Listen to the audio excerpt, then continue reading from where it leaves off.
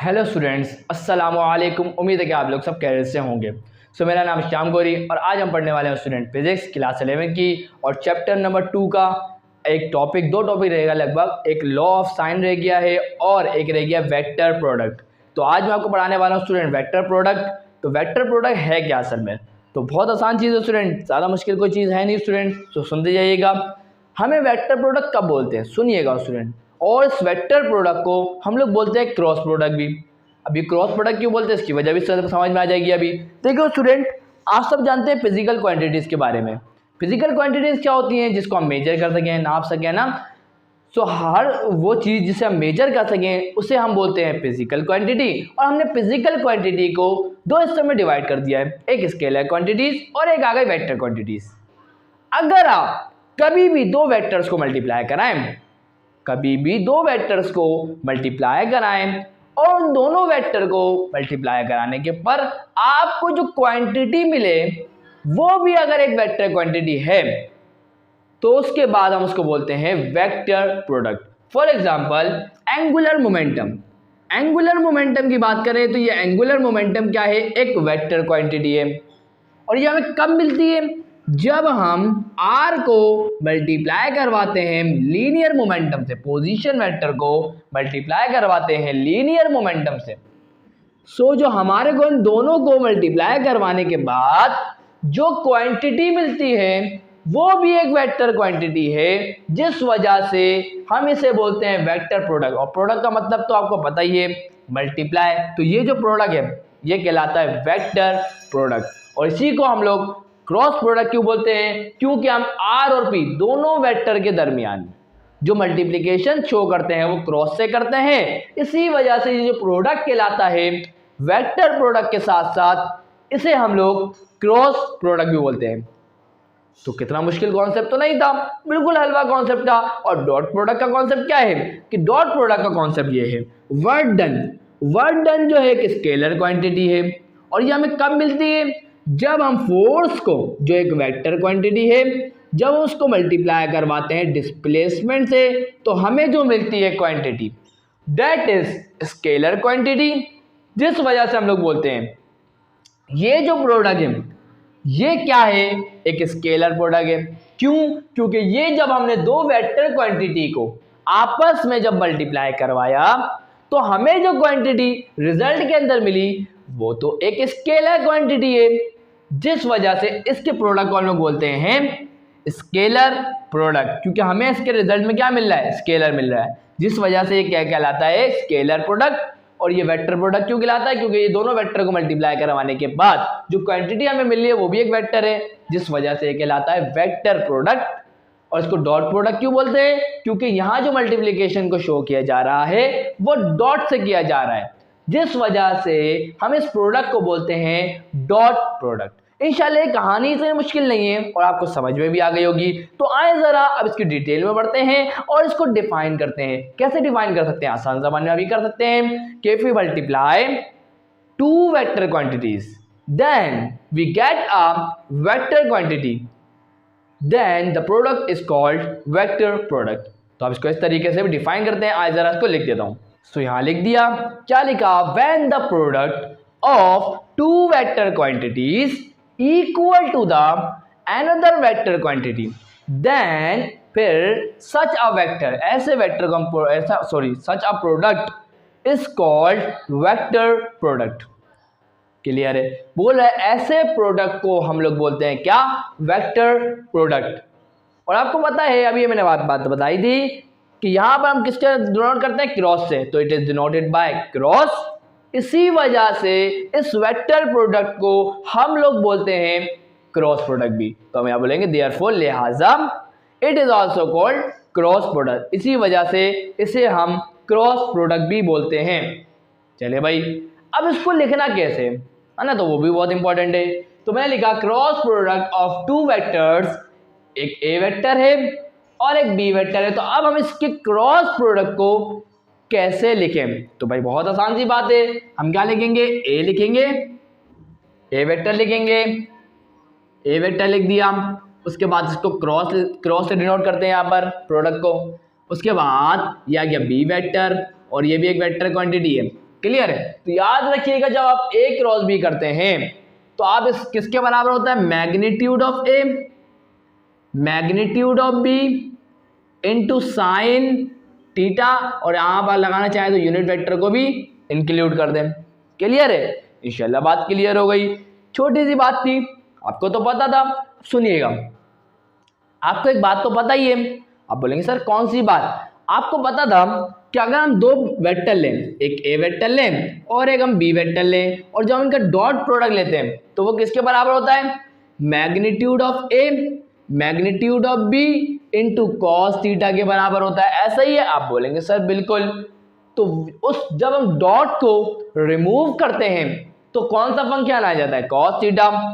जब हम क्रॉस को रिमूव करते हैं तो कौन सा फंक्शन आ जाता है, साइन फंक्शन आ जाता है। तो कितनी अच्छी बात है, समझ में आ गई? याद रखिएगा, बहुत इंपॉर्टेंट बात है। डॉट को रिमूव करेंगे कॉस आएगा, क्रॉस को रिमूव करेंगे साइन आएगा। चलें भाई, ये इंपॉर्टेंट बात थी, इंशाल्लाह नोट करी होगी आप लोगों ने। चलें भाई आगे बढ़ते हैं। अब स्टूडेंट्स, ये जो थीटा है ये क्या है, ये तो एंगल है। किसके दरमियान का एंगल है? ऑफ कोर्स सी बात है, ये जो वेक्टर ए और ये वेक्टर बी के दरमियान का। तो आप सिंपल यहां लिख देंगे theta is the angle between A and B, vector A and vector B. चलें भाई, ये बात भी क्लियर है। और ये यूनिट वेक्टर आप म्यू भी लिख सकते हैं कि ये म्यू क्या है, is a unit vector which is perpendicular to the plane of A and B. ये पूरी बात लिख दीजिएगा। चले भाई, अब इसकी एग्जांपल में क्या है, इसकी एग्जांपल के अंदर हमें टॉर्क नजर आता है और एंगुलर मोमेंटम, जिसको मैंने अभी आपको शुरुआत में ही बताया था। तो अब उसको रीड कैसे करेंगे, ये बहुत इंपॉर्टेंट बात है। कैसे रीड करेंगे इसको? अगर मैं आपको बोलूं, ये तो मैंने आपके सामने फॉर्मूला लिख दिया, अब इसको रीड करना चाहता हूं, कैसे करूं? तो भाई कैसे करेंगे, सिंपल है। आप बोलेंगे सर टॉर्क, ये जो है ये क्या है, टॉर्क है। तो torque is the cross product of, ये आर क्या है, पोजीशन वेक्टर। तो आप कैसे बोलेंगे, torque is the cross product of position vector R and F. इस तरीके से इसको रीड करेंगे। और सर इसको कैसे रीड करेंगे, बिल्कुल आसान सी बात है। आप, ये एल क्या है, ये तो एंगुलर मोमेंटम है। आप क्या बोलेंगे, angular momentum is the cross product of position vector R and linear momentum P. कितना अच्छा तरीका है इसको रीड करने का। इंशाल्लाह बात समझ में आ गई किस तरीके से रीड करना है, कहीं प्रॉब्लम इंशाल्लाह नहीं होगी। इसी तरीके से अगर यहाँ लिखा हुआ work done is equal to F into D, तो आप कैसे रीड करेंगे? आप बोलेंगे sir work done is the dot product of force and displacement. कितना अच्छा तरीका है, समझ में आ गई। अब तो आप कोई भी डेफिनेशन बना सकते हैं। अगर आपको वर्क को डिफाइन करना हो इजीली कर पाएंगे, टॉर्क को डिफाइन करना हो इजीली कर पाएंगे, एंगुलर मोमेंटम को डिफाइन करना हो इजीली कर पाएंगे। जस्ट आपको उसका फॉर्मूला याद होना चाहिए, तो आप उसी वक्त उसकी डेफिनेशन बता सकते हैं अगर डिफाइन करना चाहते हैं। तो कितनी अच्छी बात है ना, इंशाल्लाह समझ में आ गई। अब स्टूडेंट, बढ़ने का वक्त आ चुका है कि हम इसकी प्रॉपर्टीज को डिस्कस करते हैं, जो हम न्यूमेरिकल में भी बहुत इस्तेमाल करते हैं। और दूसरी चीज कि अगर ये एक ए वेक्टर है और ये जो बी वेक्टर है, जब हम ए वेक्टर को मल्टीप्लाई कराने बी वेक्टर से, तो इनकी मल्टीप्लिकेशन का कोई अलग तरीका होगा। बिल्कुल, ये आपको पता है, स्केलर को मल्टीप्लाई कराने का अलग तरीका होता है। जब डॉट होता है सिंपल क्या करते हैं, आई वाले को आई से करते हैं, जे वाले को जे से करते हैं, के वाले को कैसे करते हैं, कर देते हैं। लेकिन वेक्टर प्रोडक्ट इतनी आसानी से नहीं निकलता। वेक्टर प्रोडक्ट के लिए हमें डिटर्मिनेंट की जरूरत पड़ती है। तो आए जरा उसको डिस्कस करते हैं। सो यहाँ आपके सामने 2 पॉइंट आ चुके हैं, आगे और भी हैं, तो डिस्कस करते हैं वन बाय वन। सबसे पहला पॉइंट, क्योंकि आपको पता है यहाँ एंगल का जिक्र है, तो ये बहुत इंपॉर्टेंट है कि एंगल के चेंज करने की वजह से डॉट प्रोडक्ट और क्रॉस प्रोडक्ट में चेंजेस आए। सबसे पहली बात, अगर ए और बी वेक्टर अगर आपस में पैरेलल हो जाएं, तो उस वक्त क्रॉस प्रोडक्ट अगर आप उनका लेंगे तो वो 0 के बराबर आएगा। ये बात इसने बोली है कि अगर आप क्या करें, अगर ए वेक्टर और बी वेक्टर अगर आपस में पैरेलल हो जाएं, सही जिस तरीके से ये बने हुए हैं पैरेलल हो जाएं, तो याद रखिएगा अगर आप उस वक्त क्रॉस प्रोडक्ट लेंगे उन वेक्टर्स का तो वो 0 के बराबर आएगा। तो आइए जरा इस बात को प्रूव कर लेते हैं। आप सब जानते हैं कि ए क्रॉस बी को हम कैसे लिख सकते हैं, magnitude of A into magnitude of B into sine theta. और आपको पता है कि जब ये दोनों वेक्टर आपस में क्या है, पैरेलल, तो एंगल क्या होगा, आप बोलेंगे सर थीटा बराबर हो जाएगा 0 डिग्री के। क्लियर है? चलिए भाई पुट कर देता हूं। तो क्या हो जाएगा, magnitude of A magnitude of B और साइन थीटा की जगह क्या आ जाएगा, 0 डिग्री। और साइन 0 डिग्री पे क्या होता है, आप यहां लिख देंगे कि साइन 0 डिग्री पे क्या होता है, 0 होता है। तो इसका मतलब क्या हुआ कि magnitude of A into magnitude of B, और ये बराबर किसके हो जाएगा, 0 के, और 0 multiply by anything will be 0। तो यहां जाके हमें पता चला कि ए क्रॉस बी जब हम लेंगे और दो वेक्टर अगर आपस में क्या है, परपेंडिकुलर है, सॉरी पैरेलल है, तो उस वक्त जब उनका क्रॉस प्रोडक्ट लेंगे तो वो किसके बराबर आएगा, 0 के बराबर आएगा। चले भाई आइए अब चेक करते हैं कि अगर ए वेक्टर और बी वेक्टर अगर आपस में परपेंडिकुलर हो जाएं तो उस वक्त अब हम जो क्रॉस प्रोडक्ट लेंगे इनका तो वो किसके बराबर आएगा। तो वो बोल रहा है कि जब आप ए क्रॉस बी लेंगे उस वक्त जब ए और बी आपस में क्या परपेंडिकुलर, तो वो बराबर होगा ए बी का। और याद रखिएगा इसको हम मिनिमम बोलते हैं, इसको हम क्या बोलते हैं, ये कहलाता है मिनिमम और ये कहलाता है मैक्सिमम। सही है ना। चलें भाई तो अब आए चेक करते हैं। तो ये ए वेक्टर और ये बी वेक्टर आपस में परपेंडिकुलर है। तो भाई देखें ए क्रॉस बी किसके बराबर होगा, magnitude of A into magnitude of B into sine theta के बराबर होगा। क्लियर है, इंशाल्लाह बात क्लियर है। अब सर एंगल क्या है, आप बोलेंगे सर 90 डिग्री, तो theta is equal to 90 degree. और आपको पता है साइन 90 डिग्री पे क्या होता है, आप बोलेंगे सर साइन 90 डिग्री पे होता है 1, मतलब मैक्सिमम, है ना। तो क्या हो जाएगा, साइन 90 पे क्या होगा 1, तो 1 multiply by magnitude of A B क्या हो जाएगा, magnitude of A B. Clear है। चले मैं लिख देता हूँ साइन 90 डिग्री और साइन 90 डिग्री 1 के बराबर छोड़ दें उसको, तो 1 multiply by magnitude of A और मैग्नीट्यूड ऑफ बी वापस वही आ जाएंगे। तो इसका मतलब ये समझ में आया कि ए क्रॉस बी हमारे पास क्या आ जाएगा, ए बी के बराबर आ जाएगा। तो आप इसका आप इसके बाहर को हटा सकते हैं, बाकी कोई मसले वाली बात नहीं है, बाहर को हटा दें कोई मसले वाली बात नहीं। चले भाई तो हमें ये बात समझ में आई। चलिए भाई आगे बढ़ते हैं। सर अब क्या करें, ये दो बातें हो गई, आए तीसरी बात की तरफ चलते हैं। सो आए जरा तीसरी बात को नोट करें स्टूडेंट। तीसरी बात में ये बोल रहे हैं कि जब आप वेक्टर ए को उसी वेक्टर ए का, मतलब एक वेक्टर ए है और दूसरा भी वेक्टर ए है, और हम दोनों वेक्टर ए का अगर क्रॉस प्रोडक्ट निकाल रहे हैं तो वो बराबर आएगा 0 के। क्यों, सो आए जरा चेक करते हैं, इस बात को प्रूव करते हैं। तो भाई देखें ए क्रॉस ए को हम कैसे लिख सकते हैं, ए साइन थीटा लिख सकते हैं। बिल्कुल यही बात है। आप लोग बोलेंगे सर बिल्कुल यही बात है, मुझे बताएं कि ये भी वेक्टर ए ही है और ये भी वेक्टर ए ही है, तो एंगल जो ये थीटा है वो किसके दरमियान का होता है। आप बोलेंगे सर ये तो इन दोनों के दरमियान के एंगल है। अगर मुझे एक बात बताएं कि ये वेक्टर ए अगर इस डायरेक्शन में है तो ये दूसरा वाला वेक्टर ए ही है, तो इन दोनों पैरेलल ही है, और जब पैरेलल ही है तो एंगल क्या होगा, 0 डिग्री। ऐसा ही है क्योंकि वेक्टर ए एक ही वेक्टर है ना, सिर्फ हम क्या कर रहे हैं, क्रॉस प्रोडक्ट उसी वेक्टर के साथ उसका ले रहे हैं। क्लियर है। तो एंगल तो 0 डिग्री आएगा क्योंकि अगर ए वेक्टर इसी डायरेक्शन में है तो वो जो दूसरा ए वेक्टर है वो भी यही है ना, तो वो भी इसी डायरेक्शन में होगा।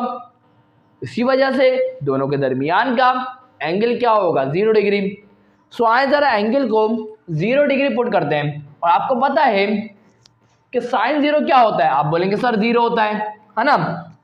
देखें जरा ये आ गया ए एंगल की जगह क्या आ जाएगा 0 डिग्री, साइन 0 पे क्या होगा 0, ए मल्टीप्लाई बाय 0 क्या होगा 0।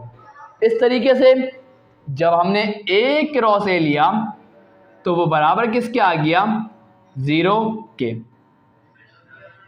और यहाँ क्या लिखा हुआ स्टूडेंट चौथे पॉइंट में कि बोल रहे हैं कि आई क्रॉस आई निकालें is equal to j cross j निकालें is equal to k cross k निकालें, तो वो भी 0 आएगा। ऐसा क्यों है, क्योंकि ये बात आप सुन ले ध्यान से स्टूडेंट, देखते जाएं, ये हमारा एक्स एक्सिस, ये हमारा वाई एक्सिस और ये हमारा जेड एक्सिस। एक्स एक्सिस में आई होता है, वाई एक्सिस में जे होता है और जेड एक्सिस में होता है के। ये यूनिट वेक्टर्स हैं। क्लियर? वो बोल रहा आई क्रॉस आई, तो यूनिट वेक्टर एक्स एक्सिस में, दूसरा भी यूनिट वेक्टर एक्स एक्सिस में, तो दोनों के दरमियान में एंगल क्या हो जाएगा? 0 डिग्री। तो आए जरा इस बात को प्रूव करते हैं। आई क्रॉस आई किसके बराबर होगा? आई साइन थीटा के बराबर होगा। और आपको पता है दोनों सेम है, तो सेम है तो डायरेक्शन भी सेम है, तो एंगल क्या हो जाएगा? 0 डिग्री। और साइन 0 पे क्या होगा? 0। और इस तरीके से आई क्रॉस आई किसके बराबर आ जाएगा स्टूडेंट? 0 के बराबर आ जाएगा। और इसी तरीके से सिमिलरली क्या लिखेंगे?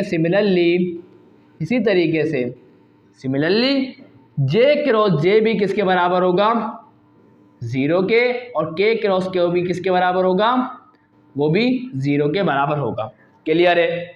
आगे बढ़ते हैं। अब वो बोल रहे हैं कि अगर आप आई क्रॉस जे करें बराबर आएगा, जे क्रॉस के करें बराबर आएगा, के क्रॉस आई करें, और वो बराबर किसके आने वाला? 1 के। ऐसा क्यों हो रहा है? तो बिल्कुल बताऊंगा, क्यों टेंशन ले रहे। एक छोटी सी बात सुन लीजिएगा। ये जो एक्स वाई और ये जेड, ये तीनों के तीनों एक्सिस आपस में क्या होते हैं? परपेंडिकुलर होते हैं। कैसे? तो मेरे पास 3 मार्कर, हाँ ले लेता हूँ 1 मार्कर और। चले भाई देखें स्टूडेंट्स, ये तीनों के तीनों एक्सिस क्या है? आपस में परपेंडिकुलर। कैसे? देखते हैं। ये आ गया एक्स एक्सिस, ये आ गया वाई एक्सिस, और ये जो जेड है ना, ये मैंने टेढ़ा करके बनाया है, क्योंकि बोर्ड पर तो 3D नहीं बन सकती, 2D बनती है। तो ये आ गया एक्स एक्सिस, ये आ गया वाई एक्सिस, और जेड एक्सिस ऐसे होता है। जेड एक्सिस कैसे होता है? ऐसे, बाहर की तरफ। लेकिन ये बाहर नहीं आ सकता, तो जिस वजह से मैं इसको थोड़ा टेढ़ा करके बनाया है। तो असल में ये है ऐसा। और ये तीनों के तीनों आपस में क्या है? परपेंडिकुलर। मतलब इन दोनों के दरमियान का एंगल देखेंगे 90 डिग्री, इन दोनों के दरमियान का एंगल देखेंगे 90 डिग्री, इन दोनों के दरमियान का एंगल देखेंगे 90 डिग्री। सुनते जाइएगा बात को। आई इस डायरेक्शन में एक्स, वाई की डायरेक्शन में जे, और जेड की डायरेक्शन में के। तो ये आई मतलब यूनिट वेक्टर आई, जे के, ये भी आपस में क्या होते हैं? परपेंडिकुलर होते हैं। तो ये बात, छोटी सी बात याद रखिएगा, कभी भी मसला नहीं होगा। चले भाई, तो आई क्रॉस जे किसके बराबर होगा? आई जे साइन थीटा के। अब सुनते जाइएगा, ये थीटा किसके दरमियान का एंगल है? आप बोलेंगे सर आई और जे के दरमियान का तो एंगल है ये। मैं बोलूंगा बिल्कुल सही बात है, आई और जे के दरमियान का एंगल है। यूनिट वेक्टर है तो ये यूनिट वेक्टर ही रहेगा, कहीं गड़बड़ तो नहीं। चले भाई क्लियर है? तो अब मुझे बताया, अभी थोड़ी देर पहले बताया, आई और जे, तो आई और जे आपस में क्या होंगे? परपेंडिकुलर होंगे। और जब परपेंडिकुलर हैं तो एंगल क्या होगा? 90 डिग्री। और साइन 90 डिग्री पे क्या होता है? 1। तो आई जे मल्टीप्लाई बाय 1 क्या होगा? आई जे ही होगा। तो इसका मतलब ये समझ में आया, कि आई क्रॉस जे किसके बराबर आ गया? ये तो आई क्रॉस जे बराबर गया आई जे के। और एक और छोटी सी बात, ये जो है आई जे का मैग्नीट्यूड है ना, ये क्या है? ये तो वेक्टर थे। अब ये आई का मैग्नीट्यूड और ये जे का मैग्नीट्यूड है, ऐसा ही है? आप बोलेंगे सर बिल्कुल मैग्नीट्यूड है। अब मेरी एक छोटी सी बात सुनिएगा, हमने हमेशा पढ़ा है कि यूनिट वेक्टर क्या होता है? यूनिट वेक्टर एक ऐसा वेक्टर होता है जिसका मैग्नीट्यूड होता है 1। तो ये जो आई और ये जे, अभी तो ये मैग्नीट्यूड है, और मैग्नीट्यूड यूनिट वेक्टर का 1 होता है। तो आई की जगह भी 1 लिख सकता हूँ, जे की जगह भी 1 लिख सकता हूँ, और 1 × 1 क्या हो जाएगा? 1। तो इसका मतलब ये हो गया कि आई क्रॉस जे हमारे पास किसके बराबर आ जाएगा? ये तो 1 के बराबर आ जाएगा। बिल्कुल सही बात है। अब बोलेंगे सर बिल्कुल, क्योंकि यूनिट वेक्टर का तो मैग्नीट्यूड 1 होता है। और साथ ही साथ आप यह लिख देंगे सिमिलरली, इसी तरीके से जे क्रॉस के भी किसके बराबर आएगा? 1 के बराबर आएगा। और के क्रॉस आई भी किसके बराबर आएगा? 1 के बराबर आएगा। इसकी वजह यह है कि तीनों के तीनों आपस में क्या होते हैं? परपेंडिकुलर होने की वजह से साइन 90 हो जाता है, और साइन 90 पे क्या होता है? 1, जिस वजह से हमारे पास आंसर क्या आ रहा है? 1। समझ में आ गई? इंशाल्लाह पूरी बात समझ में आ गई। आए और भी जो पॉइंट्स है वो आपके सामने लिखवा देता हूँ, और उसको भूलिएगा नहीं, एमसीक्यूज में बहुत ज़्यादा पूछ लिए जाते हैं ये। चलें और मजीद जानते हैं इसके बारे में। तो छठे पॉइंट में लिखा हुआ है कि जब हम आई क्रॉस जे करते हैं तो वो बराबर आ जाता है स्टूडेंट के, और अगर हम जे क्रॉस के करते हैं तो वो बराबर आ जाता है आई के। और जब हम के क्रॉस आई करते हैं तो वो बराबर आता है जे के। आपको पता है ये आ गया हमारे पास आई, या गया जे, या गया के। सुनते जाइएगा, जब हम आई से जे की तरफ जाते हैं तो आई क्रॉस जे निकालते हैं तो आई क्रॉस जे बराबर किसके आता है के। इसी तरीके से जे क्रॉस के निकालते हैं तो बराबर आता है किसके आई के, और के क्रॉस आई करते हैं तो वो आ जाता है किसके जे के। तो अगर आप एंटी क्लॉकवाइज चलते हैं तो आपको जो भी मिलेगा वो पॉजिटिव मिलेगा। लेकिन अभी आई क्रॉस जे है, अगर मैं बोलूं जे क्रॉस आई क्या होगा तो आप क्या करेंगे, जो क्रॉस आई किसके बराबर होगा, होगा तो के, आएगा तो के, लेकिन क्या होगा अब नेगेटिव आ जाएगा। क्या आ जाएगा, नेगेटिव। तो अब आई क्रॉस जे करेंगे, देखते हैं। ये देखें भाई, अब क्या हो रहा है, अब हो ये रहा है, अब हो ये रहा है स्टूडेंट। अब क्या कर रहे हैं, आई क्रॉस जे कर रहे हैं ना। अब पहले क्या कर रहे थे, आई क्रॉस जे, अब हम क्या कर रहे हैं, जे क्रॉस आई। अब हम क्या कर रहे हैं, जे क्रॉस आई। तो जे क्रॉस आई क्या होगा, के, लेकिन क्या होगा, नेगेटिव क्या आएगा, समझे। इसी तरीके से पहले हम क्या कर रहे थे, जे क्रॉस के कर रहे तो आई आ रहा था, तो अब हम के क्रॉस जे करेंगे तो आएगा तो आई, लेकिन क्या आएगा, नेगेटिव आई आएगा। और इसी तरीके से के क्रॉस आई कर रहे थे तो जे आ रहा था, तो अब क्या होगा, आई क्रॉस के करेंगे, मतलब आई क्रॉस के करेंगे तो क्या आएगा, नेगेटिव जे आएगा। तो इंशाल्लाह छोटी सी बातें हैं, इंशाल्लाह आप लोगों को क्लियर हो रही होंगी, तो याद रखिएगा, बहुत काम आती हैं ये। आगे बढ़ते हैं। लिखा हुआ है कि जब आप ए क्रॉस बी निकालेंगे तो वो कभी भी बराबर नहीं आएगा किसके, बी क्रॉस ए के। तो इससे हमें ये पता चलता है कि जो वेक्टर प्रोडक्ट है वो कम्यूटेटिव लॉ को ओबे नहीं करता। तो याद रखिएगा, अगर एग्जाम में ये क्वेश्चन आ जाए कि vector product obeys 10 vector product obeys commutative law, तो आप बोलेंगे सर मतलब जो भी जवाब देना होगा नहीं। क्यों, क्योंकि आपके सामने है, क्योंकि कम्यूटेटिव और लॉ को ओबे करता है, तो उसका मतलब ये होता कि ऑर्डर चेंज करने पे बराबर आते। कि जैसे कि आपको पता है डॉट प्रोडक्ट जो है वो कम्यूटेटिव लॉ को ओबे करता है, कि जब हम ए डॉट बी निकालते हैं तो वो बराबर किसके आता है, बी डॉट ए के। इसका मतलब क्या है, ये कम्यूटेटिव लॉ को ओबे करता है कि जब हम ऑर्डर चेंज करते हैं, ए को पहले बी को बाद में लिखते हैं और बी को पहले ए को बाद में लिखते हैं, तो आंसर सेम आ रहा है। लेकिन वेक्टर प्रोडक्ट में ऐसा नहीं है। आप जब ए क्रॉस बी निकालते हैं और बी क्रॉस ए निकालते हैं तो दोनों अलग अलग आ रहे होते हैं, जिस वजह से बराबर नहीं होते। इस वजह से कम्यूटेटिव लॉ वेक्टर प्रोडक्ट ओबे नहीं करता। और याद रखिएगा ये बात इसकी सच्ची है कि ए क्रॉस बी निकालेंगे तो वो बराबर किसके आता है, नेगेटिव बी क्रॉस ए के। ये बात याद रखिएगा, एमसीक्यूज में पूछी जा सकती है। आगे बढ़ते हैं। नवा, कि जब आप ए वेक्टर को मल्टीप्लाई कराएंगे बी प्लस सी के तो वो बराबर आएगा ए क्रॉस बी प्लस ए क्रॉस सी के, और इसी को हम डिस्ट्रीब्यूटिव ओवर एडिशन बोलते हैं। और इसी तरीके से ए प्लस बी को मल्टीप्लाई कराएंगे सी से तो बराबर आएगा a multiply a cross c plus b cross c. Simple है, वही जो हम करते हैं कि ए को सी से मल्टीप्लाई कराएंगे, बी को सी से करेंगे, वही है सिंपल जो हम सिंपल मल्टीप्लिकेशन करते हैं। चले भाई, 11वीं और आखिरी बात ये है कि अगर आपको कोई भी दो वेक्टर दिए जाते हैं, जैसे कि एक ए वेक्टर और एक बी वेक्टर, लेकिन आपको एक खास बात दी जाती है उसके अंदर कि आपको सारे एक्सिस के अंदर जो उसकी वैल्यूज है ना वो दे दी जाए। मतलब एक्स एक्सिस के अंदर कितना है, वाई एक्सिस के अंदर कितना है, जेड एक्सिस के अंदर कितना, सारी वैल्यू दी हुई है। जैसे कि ये, इसको हम कैसे लिखेंगे, ए वेक्टर हमारे को कैसे दिया हुआ है, ए एक्स आई, ए वाई जे, ए जेड के, समझे। तो ये वेक्टर है क्योंकि डायरेक्शन इन्वॉल्व होती है, तो आई क्या हमें डायरेक्शन बता रहा है, एक्स की डायरेक्शन में कौन होता है आई, वाई की डायरेक्शन में कौन होता है जे, जेड की डायरेक्शन में क्या होता है के। और ये ए एक्स है, ये हमें बता रहा है कि एक्स डायरेक्शन में ए कितना होगा, वाई डायरेक्शन में ए कितना होगा, जेड डायरेक्शन में ए कितना होगा, वैल्यूज क्लियर है। और इसी तरीके बी भी हमारे को ऐसे दिया हुआ हो कि एक्स की वैल्यू एक्स डायरेक्शन में वैल्यू कितनी है, वाई डायरेक्शन में वैल्यू कितनी है, जेड डायरेक्शन में वैल्यू कितनी है। फॉर एग्जाम्पल ए हमारे को वेक्टर दिया हुआ है 12i plus 3j plus 4k, सही है। और बी हमारे को दिया जाए 3i plus 5j plus 6k। अगर आपको कोई वेक्टर ऐसे वेक्टर अगर आपको देखने को मिल रहा है और अभी आपको बोला जाए कि इन दोनों का क्रॉस प्रोडक्ट निकालें, क्या बोला जाए, इन दोनों का क्रॉस प्रोडक्ट निकालें, तो वो किसके बराबर आएगा, तो वो सुन लें।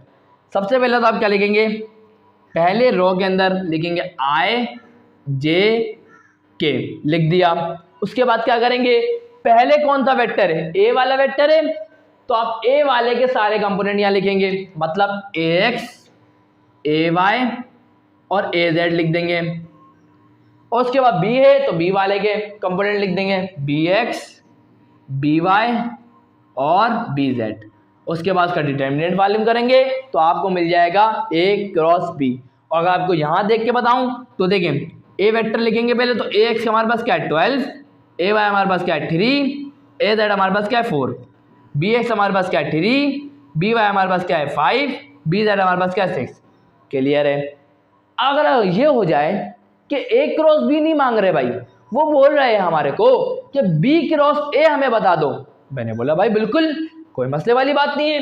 देखें भाई सिंपल है, पहले कौन लिखा हुआ है, इस बार पहले लिखा हुआ है बी, तो आप बी के कंपोनेंट्स पहले लिखेंगे। तो बी के कंपोनेंट्स क्या है, B X, B Y, B Z. तो मैं क्या लिखूंगा पहले, B X, B Y, B Z. तो इस बात का ख्याल रखिएगा, चेक कर लीजिएगा कि पहले कौन लिखा हुआ है, क्योंकि अगर आपने हल्का सा भी कुछ चेंज किया तो उस वजह से आंसर में बड़ा फर्क आ जाएगा। जिस वजह से मैं आप लोगों को बोल रहा हूँ ध्यान से करिएगा, पहले जो लिखा हुआ हो उसके कंपोनेंट्स सेकंड रो में और बाद में जो लिखा हुआ थर्ड रो में। क्लियर है। इसी तरीके से ए लिखा हुआ है, ए के कंपोनेंट्स क्या, ए एक्स, ए वाई, ए जेड। तो यहाँ आ जाएगी ए एक्स, ए वाई और ये आ गया ए जेड। और यहाँ जाके हमने स्टूडेंट क्रॉस प्रोडक्ट के टॉपिक को सक्सेसफुली कंप्लीट कर लिया। हर छोटी सी छोटी बात आप लोगों को स्टूडेंट बता दी है। आज की वीडियो यहीं एंड करते हैं और इंशाल्लाह नेक्स्ट वीडियो में लॉ ऑफ साइन को भी करवा दूंगा ताकि ये चैप्टर कंप्लीट हो जाए और इसके वेक्टर प्रोडक्ट के न्यूमेरिकल्स रह गए उसको भी करवा दूंगा इंशाल्लाह जल्द। तो आज के लिए बस इतना ही स्टूडेंट्स। वीडियो अच्छी लगी तो लाइक ज़रूर कर दीजिएगा, चैनल को सब्सक्राइब करके बेल आइकन पे हिट करके ऑल पे ज़रूर क्लिक करिएगा। तो मिलता हूँ नेक्स्ट वीडियो में, तब तक के लिए अल्लाह हाफिज़।